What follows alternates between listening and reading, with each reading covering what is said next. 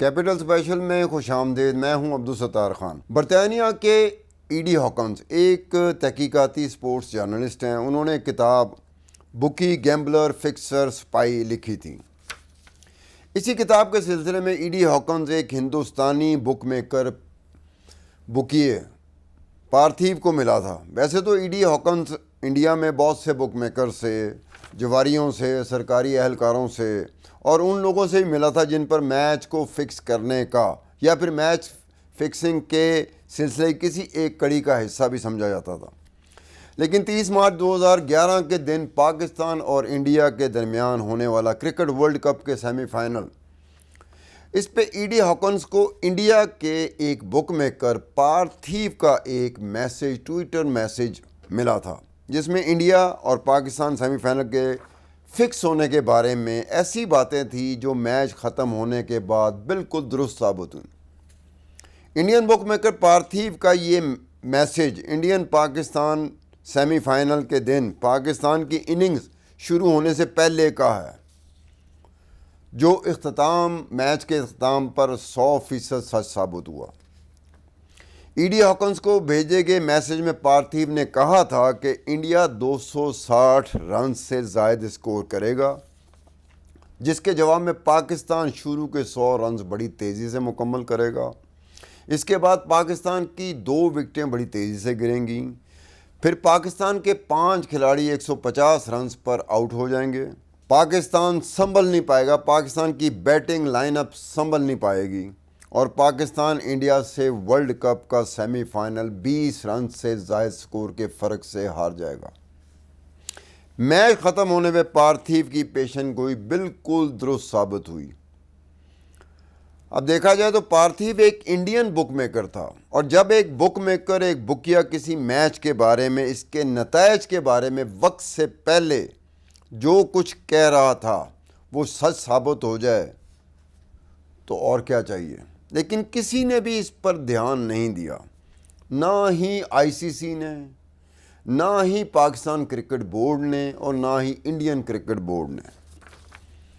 یاد رہے کہ موہالی میں ہونے والا ورلڈ کپ کرکٹ ٹورنامنٹ کا اس سیمی فائنل کو پاکستان کے اس وقت کے وزیر اعظم یوسف رضا گیلانی اور ہندوستان کے اس وقت کے وزیر اعظم منموہن سنگھ اسٹیڈیم میں ایک ساتھ بیٹھے ہوئے دیکھ رہے تھے. ان دونوں وزیر اعظم کو یا ان کے فرشتوں کو بھی یہ نہیں پتا تھا کہ وہ جو میچ دیکھ رہے ہیں وہ فکس ہے. اب دیکھتے ہیں اس میچ میں پاکستانی کھلاڑیوں کی کارکردگی خاص موقعوں پر کیسی رہی، کتنے سکور بنائے اور خاص موقعوں پر آؤٹ کیسے ہوتے رہے. اور ان کے آؤٹ ہونے پہ دنیا کرکٹ کے بڑے بڑے کامنٹیٹر جو تھے، ایکسپرٹس تھے، جو بڑے بڑے ٹی وی چینل، جو سپورٹس کے بڑے بڑے ٹی وی چینل میں کمنٹری کر رہے تھے، انہوں نے کیا کہا تھا. سب سے پہلے بات کرتے ہیں کہ سچن ٹنڈولکر نے انڈیا اور پاکستان کے درمیان ہونے والے سیمی فائنل میں سب سے زیادہ رن سکور کیے تھے. سچن ٹنڈولکر نے 85 رنز بنائے تھے، لیکن پاکستانی کھلاڑیوں نے سچن ٹنڈولکر کے 4 کیچ چھوڑے تھے. جب سچن 27 رنز پہ تھے تو پہلا کیچ مصباح الحق نے چھوڑا تھا. جب سچن 45 رنز پہ تھے تو یونس خان نے دوسرا کیچ چھوڑا تھا. جب سچن 70 رنز پہ تھے تو کامران اکمل نے تیسرا کیچ چھوڑا تھا. اور جب سچن 81 رنز پہ تھے تو عمر اکمل نے چوتھا کیچ چھوڑا تھا. جب پاکستان اپنی اننگز شروع کی تو کامران اکمل اور محمد حفیظ نے اننگ کا آغاز کیا تھا.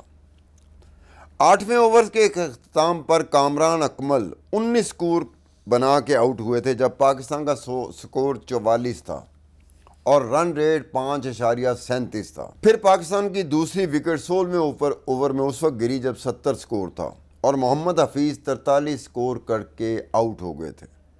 محمد حفیظ کے آؤٹ ہونے پر کامنٹری باکس میں، جو کرکٹ انفو کا کامنٹری باکس تھا، انہوں نے کہا کہ محمد حفیظ کو یہ شاٹ کھیلنے کی کیا ضرورت پڑ گئی تھی کہ بالر، جو انڈین بالر تھا مناف پٹیل، اس کی آف سٹمپ سے باہر جاتی ہوئی گیم کو پیڈل سویپ کیوں کیا اور سیدھا کیچ جو وکٹ کیپر تھے دھونی ان کے پاس گیا.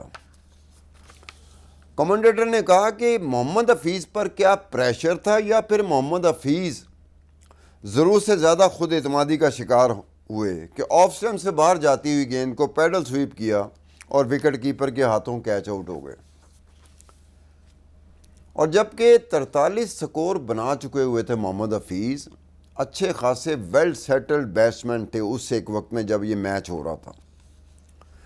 پاکستان کی 2 وکٹیں گر چکی تھیں، لیکن پاکستان نے 23ویں اوور کے اختتام میں تیزی کے ساتھ 100 رنز بھی مکمل کر لیے تھے۔ یعنی کہ انڈین بک میکر پارتھیو کی پیشن گوئی جو تھی، اس کا جو پہلا حصہ تھا کہ پاکستان شروع کے 100 رنز بڑی تیزی سے بنائے گا، وہ سچ ثابت ہو گئی تھی۔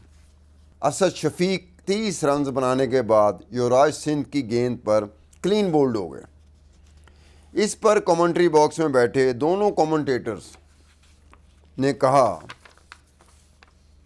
حیران بھی ہوئے تھے۔ ایک تھے مارک نکلسن،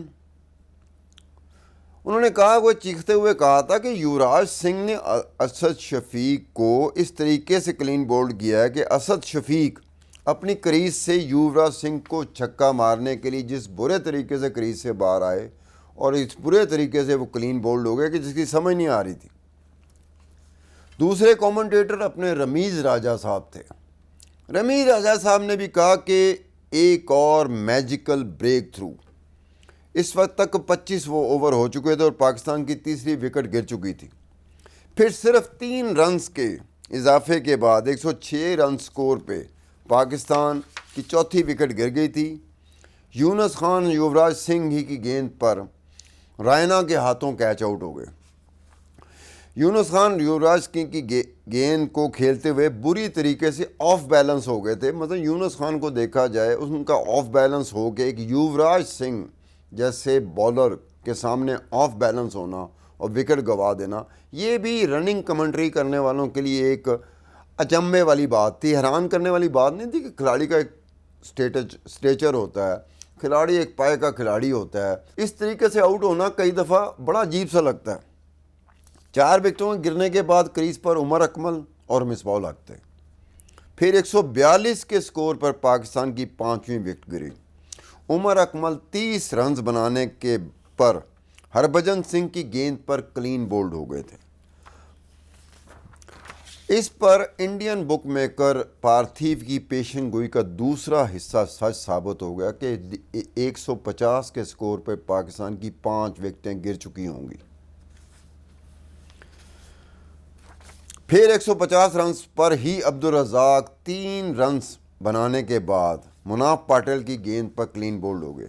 پاکستان کی 6 وکٹیں گر چکی تھیں۔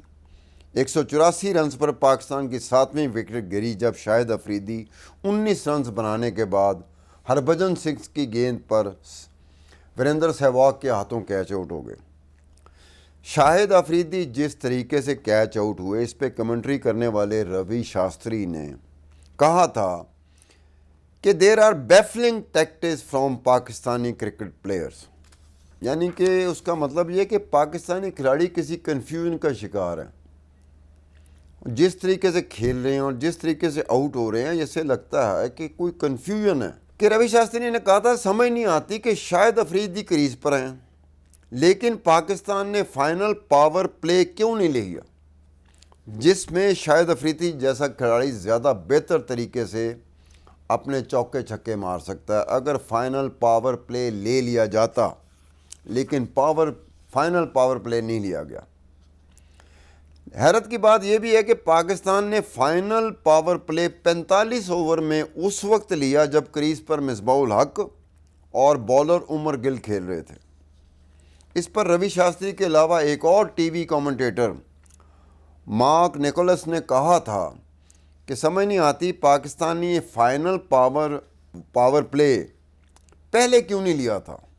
پاکستان کی اننگ میں 2 مایہ ناز بلے بازوں مصباح الحق اور یونس خان کی بیٹنگ پر بھی حیرانگی کا اظہار کیا گیا تھا۔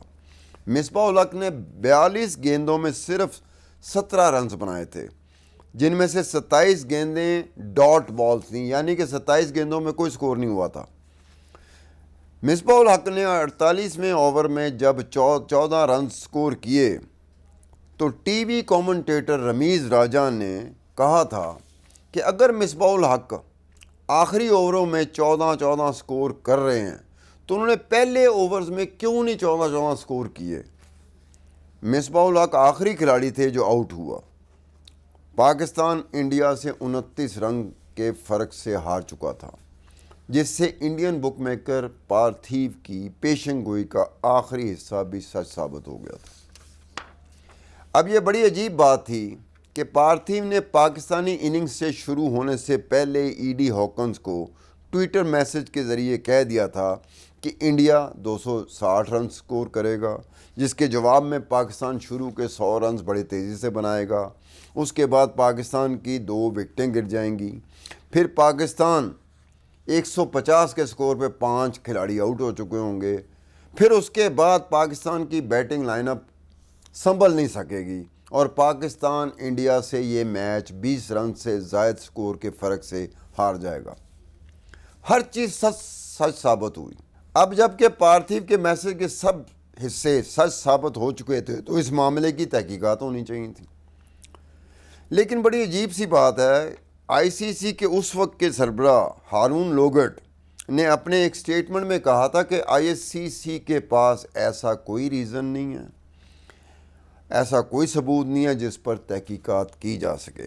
ہارون لوگٹ نے یہ بھی کہا تھا کہ یہ ایک افسوس کی بات ہے کہ اس میچ کے بارے میں شکوک و شبہات پیدا کیے جا رہے ہیں جن کو آئی سی سی نے بڑے احسن طریقے سے نبھایا۔ لیکن پاکستان کرکٹ بورڈ کے سابق صدر اعجاز بٹ مرحوم نے پاکستان انڈیا کے سیمی فائنل کے بارے میں تحقیقات کو پرزور طریقے سے مطالبہ کیا تھا، کیونکہ انڈین بک میکر پارتھیو کے ای ڈی ہاکنز کو بھیجے گئے میسج سے بہت سے سوال اٹھ گئے تھے۔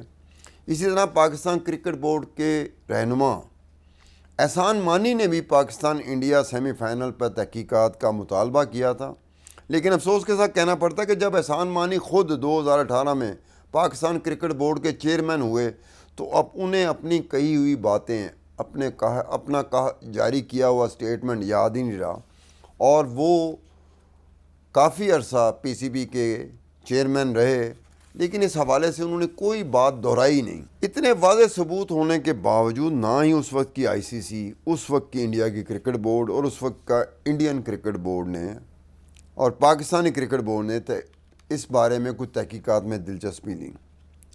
کرکٹ کے ان بورڈز کو چاہیے تھا کہ وہ ای ڈی ہاکنز کو طلب کرتے، وہ انڈین بک میکر پارتھیو کو طلب کرتے، سٹیٹمنٹ لیتے، ان سے بیان لیتے، اور پارتھیو سے پوچھا جا سکتا تھا کہ انہیں کہاں سے اس بات کا پتہ چلا کہ انڈیا 260 رن سکور کرے گا، جس کے جواب میں پاکستان شروع کے 100 رنز بڑی تیزی کے ساتھ مکمل کرے گا، اس کے بعد 2 وکٹیں بڑی تیزی کے ساتھ گریں گی، پھر 150 رنز پہ پاکستان کی 5 وکٹیں گر جائیں گی، اس کے بعد پھر سنبھل نہیں سکے گی پاکستان کی بیٹنگ، اور پھر پاکستان انڈیا سے 20 رن سے زائد سکور سے ہار جائے گا۔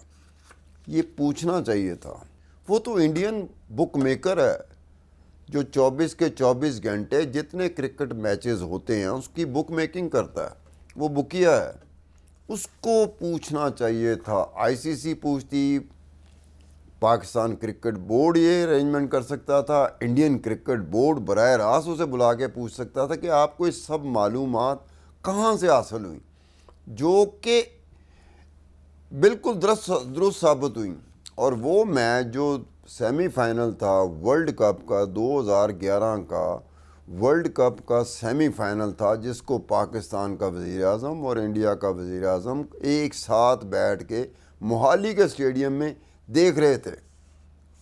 اب ان کو نہیں پتا تھا کہ میچ فکس ہے، میچ فکسنگ کا کسی کو نہیں پتا تھا، لیکن انڈین بک میکر کی جو ٹویٹ میسج ہے جو ای ڈی ہاکنز کو آیا تھا، ای ڈی ہاکنز وہ برطانیہ میں سپورٹس رپورٹر ہے، انویسٹیگیٹو رپورٹر ہے، بلا کے پوچھا جاتا ہے۔ اس طرح کے حالات ہوتے ہیں کہ بھی آپ کو الہام ہوا تھا کہ آپ کو رات کو سوئے تھے، خواب میں یہ باتیں آئی تھی کہ یہ میچ میں ہوگا، اور میچ فکسنگ کا مطلب یہی ہوتا ہے کہ میچ ختم ہونے سے پہلے، میچ شروع ہونے سے پہلے اس کا نتائج کا آپ کو پتہ چل جائے، اسی لیے اس کو میچ فکسنگ کہتے ہیں۔ کیا میچ دیکھ رہے ہیں؟ جیسے ای ڈی ہاکنز میچ دیکھ رہا تھا، اس کو جو ٹویٹ میسج آیا تھا پارتھیو کی طرف سے، وہ اپنی ایک دوست کے ساتھ بیٹھا لندن میں میچ دیکھ رہا تھا، اب ان کے پاس اس کا رزلٹ آ چکا ہوا ہے، میسج کر چکا ہوا ہے، وہ میسج کو دیکھتے ہوئے ٹی وی پہ انڈیا پاکستان کا سیمی فائنل دیکھ رہے ہیں، لیکن وہ کہہ رہے ہیں ہم ایک ایسا میچ دیکھ رہے تھے جس کا رزلٹ ہمارے پاس تھا، جس کا نتیجہ ہمارے پاس تھا، جس کا فیصلہ ہمارے پاس تھا۔ اب ہم میچ دیکھتے ہوئے اس میسج کی سچ ہونے اور غلط ہونے کا انتظار کر رہے تھے کہ ہو سکتا ہے یہ جو میسج آیا پارتھیو کا یہ غلط ہو سکتا ہے ایک بات ٹھیک ہو باقی باتیں نہ ٹھیک ہوں، لیکن ایک کے بعد دوسری بات، دوسرے کے بعد تیسری، چوتھی، پانچویں، چھٹی، آخر تک اس کی باتیں سچ ثابت ہوئیں، اور یہ ریکارڈ کی بات ہے، یہ ریکارڈ پہ ہے چیز۔ میسج کسی کا آیا ہوتا ہے، اپنا موبائل چیک کرتے ہیں، اپنا لیپ ٹاپ چیک کرتے ہیں، ای میل چیک کرتے ہیں، نیٹ چیک کرتے ہیں، وہ ریکارڈ پہ ہوتا ہے کس وقت کس تاریخ کو یہ میسج آیا تھا اور میچ کب ہو رہا تھا۔ اگر تو میچ کے بعد ہو تو اس پہ کوئی بحث ہی نہیں ہونی چاہیے، مجھے اتنا لمبا چوڑا شو کرنے کی ضرورت ہی نہ پڑتی، نہ پہلے کرتا نہ بعد میں کرتا۔ اب تو میں نے شو کیا کہ کون کون سا کھلاڑی کس کس وقت پر آؤٹ ہوا اور کس طریقے سے آؤٹ ہوا، اور جو بڑے بڑے ٹی وی چینل میں کمنٹیٹر بیٹھے ہوئے تھے وہ کمنٹری کرتے ہوئے کیا کہہ رہے تھے کہ ان کو یہ کیسے کھیلیں اس گیند کو۔ اس میں ہمارے رمیز راجہ صاحب بھی تھے۔ رمیز راجہ صاحب احسان مانی کے بعد پاکستان کرکٹ بورڈ کے چیئرمین بھی ہوئے، اب وہ بھی بیٹھے ہوئے تھے، وہ کامنٹری کر رہے تھے۔ ہم تو ٹی وی پہ میچ دیکھ رہے تھے، وہ تو اسٹیڈیم میں موجود تھے، وہ تو کامنٹری کر رہے تھے، ان کو دنیا دیکھ رہی تھی۔ ایک ایک چیز وہ بتا رہے تھے کہ کیسے کھیلا ہے، کیسے ہوا ہے۔ ایک بڑا کھلاڑی ہوتا ہے وہ جب بیٹنگ کرتا ہے اور کسی ایسی گیند پہ آؤٹ ہوتا ہے جو کہ کوئی بہت عمدہ گیند نہیں ہوتی، وہ ایک نارمل سی گیند ہوتی ہے، ایک معمول کے مطابق گیند ہوتی ہے، کوئی ایکسٹرا آرڈنری گیند نہیں ہوتی جس پہ آؤٹ ہونے پہ کہتے ہیں کہ ہاں یہ گیند ہی اتنی اچھی تھی کہ یہ آؤٹ ہو جاتا۔ جن گیندوں پہ آؤٹ ہوئے وہ کوئی اعلیٰ کوالٹی کی گیندیں نہیں تھیں، جس پر اتنے بڑے بڑے کھلاڑی اس طریقے سے آؤٹ ہوئے کہ جس پہ یہ کہا جا رہا تھا کہ یا تو یہ کنفیوز ہیں یا ضرور سے زیادہ خود اعتمادی ان میں آ چکی ہوئی ہے۔ اگر ان چیز کو پروب کر لیا جاتا، ایگزامن کر لیا جاتا، اس کی تحقیقات کر لی جاتی تو بہت ساری چیزیں آ سکتی تھی سامنے۔